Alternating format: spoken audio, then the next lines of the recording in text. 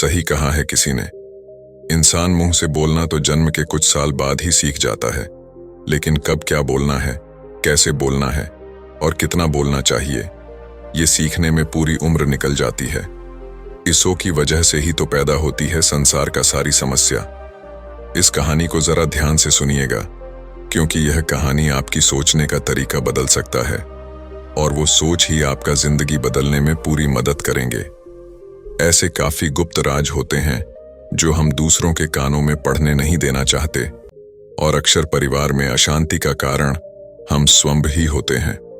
हम इस बात को देख पाए या भले ना देख पाए, पर यही असली सच है, क्योंकि जाने अनजाने में मूर्खतावश हम खुद ही अपनी वह बातें दूसरों को बता देते हैं जो हमें कभी नहीं बतानी चाहिए, और वही बातें जो जाने अनजाने में हमने किसी दूसरे के सामने बता दी थी, वही हमारे दुख का कारण बन जाता है, वही हमारे संसार टूटने का कारण बन जाता है, और फिर हम पछतावे की लावा और कुछ नहीं कर पाते।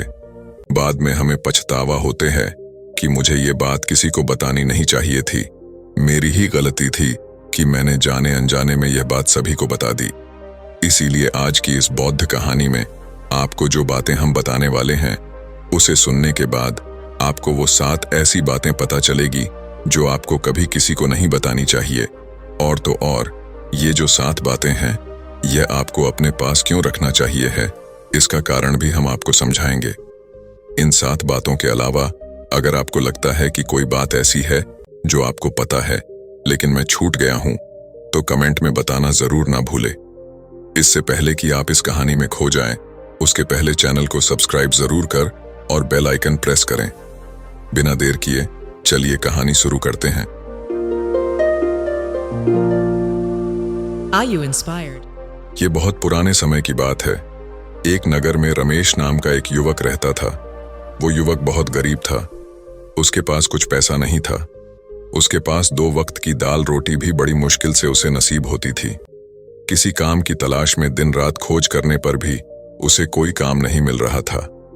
फिर एक दिन उसने अपनी पत्नी के सामने अपनी सारी समस्या बता दी।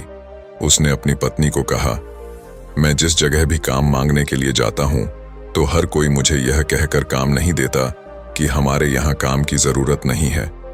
मैं काम की तलाश कर करके थक चुका हूँ। मुझे समझ नहीं आता कि मैं तुम लोगों का पेट कैसे भरूं, अपने बच्चों को कैसे पालूंगा, और ये चिंता मुझे दिन रात खा जा रही है। यह सुनकर उसकी पत्नी ने कुछ सोचकर कहा, आप एक आदमी के पास सिर्फ एक बार ही काम मांगने के लिए जाते हो, और जब वो काम नहीं देता तो आप दोबारा उसके पास नहीं जाते। अगर आपको उनसे काम लेना है तो आपको उनसे हमदर्दी हासिल करनी होगी, अपनी गरीबी दिखानी होगी, ताकि लोग हमारी मजबूरी समझकर हमें काम पर रख लें। इसलिए शर्म मत करो, उन्हें अपनी मजबूरी बताओ, अपनी गरीबी बताओ, और इसी उपाय से आप काम पा सकते हो। ये बात रमेश के मस्तिष्क में बैठ गई। अगले दिन काम मांगने के लिए वो उस सेठ के पास पहुंचा जहां पर वह पिछले दिन काम मांगने के लिए गया था। लेकिन इस बार उसने हाथ जोड़कर उस सेठ से प्रार्थना की, उसे विनती की। वो बहुत गरीब है और उसे काम की बहुत आवश्यकता है। वो जो कुछ भी उसे देंगे वो उसमें संतुष्ट हो जाएगा, पर कृपया करके मुझे अपने यहाँ काम पर रख ले। उसकी वो हालत देखकर सेठ ने उसे काम पर रख लिया। वो रोज वहां पर काम पर जाने लगा। अंदर ही अंदर वो खुश तो था कि उसे काम तो मिल गया, लेकिन उसे वेतन दूसरे लोगों से कम मिलता था। वही काम जो दूसरे लोग कर रहे थे, उन्हें ज्यादा वेतन मिल रहा था और उसे कम वेतन मिल रहा था। जब इस बारे में उसने अपने सेठ से कहा, तो सेठ ने कहा कि देखो भाई, तुम्हें काम की जरूरत थी, मैंने तुम्हें काम दिया। मेरा धन्यवाद करने की बजाय तुम मुझसे शिकायत कर रहे हो। ये कैसी एहसान फरामोशी है। ये सुनकर रमेश वहीं पर चुप हो गया। बात कहीं ना कहीं सच थी कि सेठ ने तो उसे उसकी मजबूरी के हिसाब से ही काम दिया था, और इसीलिए वह उसे अपने अनुसार ही वेतन देता था। लेकिन धीरे धीरे उसने ये बात अपने सगे संबंधियों और अपने दोस्तों को भी बताना शुरू कर दी कि उसका सेठ कैसा आदमी है और उसे कितना वेतन देता है। समय बीतता रहा और रमेश पूरी लगन के साथ अपना काम करता रहा, लेकिन अब परिस्थितियां बदलने लगी थी। सेठ अब रमेश से दूसरे लोगों से ज्यादा काम देता था और उनको कम वेतन देता था। ये बात रमेश के मन को बहुत खलती थी। वो दूसरों से ज्यादा मेहनत कर रहा था और उनसे कम वेतन पा रहा था। इससे उसके आत्मसम्मान को बहुत गहरी चोट पहुंची। अब धीरे धीरे उसकी मन अपने काम से हटने लगा। उसका मन काम में लगता ही नहीं था।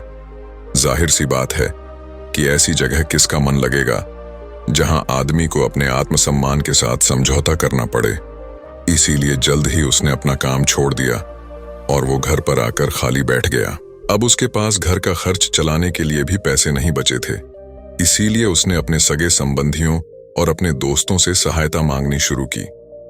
लेकिन उसके दोस्त उसके सामने तो उसे दया का पात्र समझते थे, उसे दिलासा देते थे, लेकिन पीछे से उसका मजाक उड़ाते थे। वह कहते थे, कितना बेवकूफ है, सेठ ने इतना काम करवा लिया और बेचारे को पैसे भी नहीं दिए। अरे हम इसको पैसे दे दें तो ये कल हमारा भी पैसा नहीं वापस कर पाएगा। इसकी ऐसी हालत है, काम तो इसके पास कुछ है नहीं, पैसा कहां से लाकर देगा। और इसी वजह से रमेश की हालत दिन पर दिन खराब होती जा रही थी। अब वह दिन रात तनाव में रहने लगा। वही दोस्त, वही सगे संबंधी जो उसके अपने होने का दिखावा करते थे, वह उसे दया का पात्र समझ रहे थे। उन्हें उसके ऊपर तरस आ रहा था। सब लोग आकर उसे ज्ञान तो देते थे लेकिन नहीं करते थे, और अक्सर ऐसा ही होता है। ज्ञान देने वाले तो बहुत मिल जाते हैं, लेकिन मदद करने वाले, उंगली पड़कर, हाथ पकड़कर आगे चलने वाले कितने लोग मिलते हैं। फिर एक दिन उसे पता चला कि पड़ोस वाले गांव में एक बौद्ध भिक्षु आए हुए हैं जो बहुत ही ज्ञानी है। रमेश इतना तनाव में था कि उसे कोई रास्ता नजर नहीं आ रहा था। इसीलिए जाने अनजाने में वो उस बौद्ध भिक्षु के पास पहुंच जाता है। वहां पहुंचकर वो सीधे उनके पैरों में गिरकर रोने लग जाता है। वो उन बौद्ध भिक्षु के सामने रोते रोते उन्हें अपनी सारी परिस्थिति बताता है। उसे बताता है कि किस तरह उसके सेठ ने उसका फायदा उठाया और उसके सगे संबंधी भी उसके साथ कैसा व्यवहार रखते हैं। सारी बातें सुनकर बौद्ध भिक्षु ने उसे चुप करते हुए कहा, बेटा, ये सारी समस्याएं तुम्हारी बुद्धिहीनता, तुम्हारी मूर्खता के कारण उत्पन्न हुई है। अगर तुम्हारे अंदर समझ होती और तुम समझदार होते तो इनमें से एक भी समस्या तुम्हारा मन को दुखी नहीं कर सकती थी। लेकिन तुमने अपने अविवेक के कारण, अपनी मूर्खता के कारण खुद ही अपने रास्ते में कांटे बिछा दिया। परंतु आज मैं तुम्हें 7 ऐसी बातें बताने जा रहा हूं जो भूल कर भी किसी को मत बताना, और इन बातों का अनुसरण करते हुए तुम बाहर से मिलने वाले दुखों को तो दूर कर ही सकते हो जो बेवजह दुनिया की वजह से तुम्हारे अंदर पनपते हैं। बौद्ध भिक्षु ने पहली बात बताई जो किसी को नहीं बतानी चाहिए, वो है अपनी मजबूरी का दिखावा करके दूसरों का दया पात्र बनकर उनकी सहायता लेने की गलती कभी मत करना। हो सकता है कि आज वो तुम्हारी मजबूरी देखकर तुम्हारी सहायता कर दे, लेकिन कल वो तुम्हारा फायदा उठाने से भी नहीं झुकेंगे, और अगर फायदा भी नहीं उठाया तो दूसरों के सामने तुम्हारा मजाक बनाने में वो आदमी कभी नहीं झुकेगा। इसलिए कभी भी अपनी मजबूरी का दिखावा मत करो। अगर घर में 2 रोटी है, सूखी रोटी है, तो वही खाकर सो जाओ, लेकिन दूसरों को इसके बारे में भनक तक नहीं लगनी चाहिए। जरा आप खुद सोचो, मजबूरी बताने का क्या कारण होता है एक इंसान का?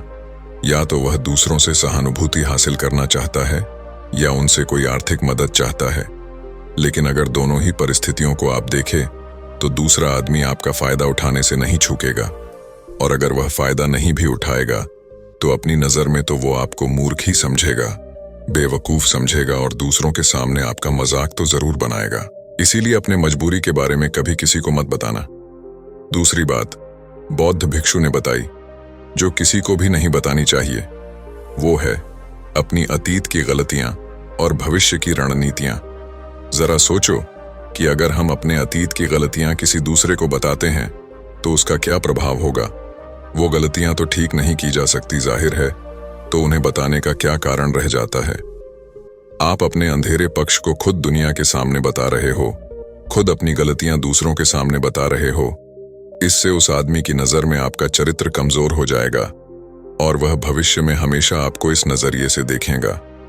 इसीलिए किसी भी आदमी की नजर में अपने चरित्र गठित मत होने दो, और जरा सोचो कि आप व्यर्थ में ही अपने भविष्य की रणनीतियां दूसरों के सामने बता रहे हो। जो लोग आपके काम का हिस्सा ही नहीं है उनके सामने अपने भविष्य की रणनीतियां, अपनी टिंगी हाँकने का क्या फायदा। वो लोग आपकी सहायता तो नहीं करेंगे, लेकिन आपकी भविष्य की रणनीतियों में बाधा जरूर बन सकते हैं। आप खुद अपनी विवेक का इस्तेमाल करिए और सोचिए कि आपके साथ ऐसा हुए है। क्या आपने अपनी भविष्य की रणनीति किसी को बताई हो और वो कामयाब ही ना हुई होगा? जरा गौर से सोचिए। तीसरी बात गुरुबर ने रमेश से कही, जो किसी को नहीं बतानी चाहिए वह है अपने घर की बातें। जो भी हमारे घर के अंदर हमारे परिवार के साथ होती है, हमारे माँ बाप के साथ, हमारी पत्नी के साथ, हमारे बच्चों के साथ, वह बातें परिवार तक ही सीमित रहनी चाहिए। अगर आप इन बातों का दूसरों के सामने ढिंढोरा पीट हो तो दूसरों को आपके घर में घुसने का एक मौका मिलता है और वह इसका फायदा उठाने का कभी नहीं झुकते। वो आपके परिवार के सदस्यों को आपसे दूर ले जाने की कोशिश करेंगे। अक्सर ऐसा होता है, हम समाज में देखते हैं कि हम अपने घर के झगड़ों को कम करने के लिए उन झगड़ों को अपने पड़ोसियों और दूसरे सगे संबंधियों को बताते हैं, लेकिन इससे आपको सहायता कभी नहीं मिली होगी, बल्कि आपके घर की लड़ाई झगड़ा और ज्यादा बढ़ गए होंगे और वह जाहिर है कि बढ़ेंगे। अगर आप अपने माँ बाप की बात दूसरों को बताएंगे तो आपकी माँ बाप को बुरा लगेगा, यही कि हमारा बेटा हमसे बताएं बगैर दूसरों को यह बातें बता रहा है। इसीलिए अपने घर की बातें और अपने घर की लड़ाई झगड़ा किसी के सामने मत बताना। अगली बात जो मैं आपको बताने जा रहा हूं, जो किसी को नहीं बतानी चाहिए, वह सुनने पर बहुत अजीब लग सकती है, और वो है कि आप अपनी आमदनी किसी को मत बताना। आप अपनी आमदनी ना बताने के पीछे क्या कारण हो सकता है? जरा सोचिए कि आप अपनी आमदनी अपने दोस्तों को बता देते हैं तो इस हालत में केवल दो बातें हो सकती हैं। या तो आपकी आमदनी उनसे ज्यादा हो सकती है, या तो फिर आपकी आमदनी उनसे कम हो सकती है। अगर आपकी आमदनी उनसे ज्यादा है तो जब आपके दोस्तों को जरूरत पड़ेगी तो वो सिर्फ आपको ही याद करेंगे, क्योंकि उनको पता है कि अगर आपकी आमदनी ज्यादा अच्छी है तो आप ही उनकी मदद कर सकते हैं, और इसीलिए ज्यादा लोग आपसे सहायता मांगेंगे। और जब आप उनकी सहायता नहीं करेंगे तो वह सोचेंगे कि इस आदमी के पास पैसे हैं, मेरी सहायता कर सकते हैं, लेकिन ये फिर भी मेरी मदद नहीं कर रहे हैं। और इसीलिए आपकी आमदनी आप दोनों दोस्तों के बीच एक झगड़ों का कारण हो सकती है, और इसी जगह आपकी कम आमदनी होगी तो लोग मजाक उड़ाएंगे, वह आपको कमजोर भी समझ सकते हैं। और ऐसी हालत में बहुत कम लोग मिलते हैं जो आपकी पीठ पीछे आपका मजाक ना बनाएं, और ज्यादा होगी तो सहायता मांगेंगे। तो अपनी आमदनी बताने में दोनों हालातों में आपको ही परेशानी होगी, इसीलिए अपनी आमदनी बताने की कोई जरूरत नहीं है। अगली बात मैं आपको बताने वाला हूं उसे अपनी गांठ बांध लेना और किसी को ये बात मत बताना।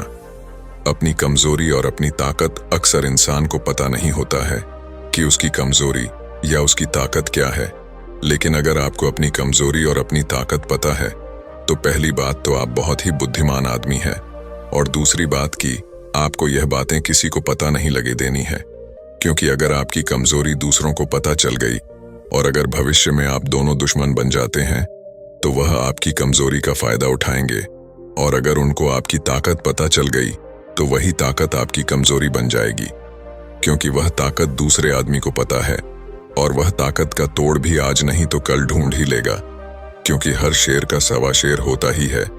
ऐसा भी हो सकता है कि इसके बाद आपको उनसे हमेशा दाब के रहना पड़े। अगली बात बौद्ध भिक्षु ने बताई, जो किसी को नहीं बतानी चाहिए वह है अपने मित्रों और दुश्मनों के बारे में। अपने मित्रों के साथ बात करना और उनके साथ अपने दोस्तों और दुश्मन के बारे में आपका अनुभव और विचारों को बताना अच्छा हो सकता है, लेकिन ध्यान और सावधानी से अगर आप अपने मित्रों के बारे में दूसरों को बताते हैं तो वह आपके मित्रों के साथ खिचड़ी पका सकते हैं और आपको धोखा दे सकते हैं। आपके गहरी मित्रों को आपसे दूर करने का प्रयास कर सकते हैं। आमतौर पर सामान्य लोग ऐसा नहीं करते, लेकिन आपके दुश्मन ऐसा करने की कोशिश कर सकते हैं। वो अपने गहरे मित्रों के आपसे दूर करने की कोशिश कर सकते हैं। दूसरी ओर आपके शत्रु के बारे में भी किसी को नहीं बताना चाहिए, क्योंकि आज का मित्र कल आपका दुश्मन बन सकता है, और वह आपके दुश्मन के साथ मिलकर आपको हानि पहुंचा सकता है और धोखा दे सकता है। इसलिए अपने सबसे अच्छे दोस्तों के बारे में भी अपने दुश्मनों के बारे में कभी बात नहीं करनी चाहिए। आखिरी बात में मैं यह कहना चाहता हूं कि जब आप दान करते हैं तो उसके बारे में भी किसी को मत बताएं, नहीं तो दान करना व्यर्थ हो जाता है, बेकार हो जाता है। जब आप अपने दान का ढिंढोरा पीटते हैं तो आप यह बता रहे होते हैं कि आप कितने बड़े दानी पुरुष हैं, और यह आपके अंदर एक अहंकार पैदा करेगा। इसीलिए दान जितना गुप्त रूप से किया जाए उतना ही अच्छा होता है, उतना ही फलदायी होता है। ऐसा कहा जाता है कि जब आपका बायां हाथ दान कर रहा हो तो आपका दायां हाथ को भी न पता चले कि बायां हाथ दान कर रहा है। बौद्ध भिक्षु ने रमेश को जो 7 बातें बताई, उनमें संसार के सभी सिद्धांत छिपे हुए हैं।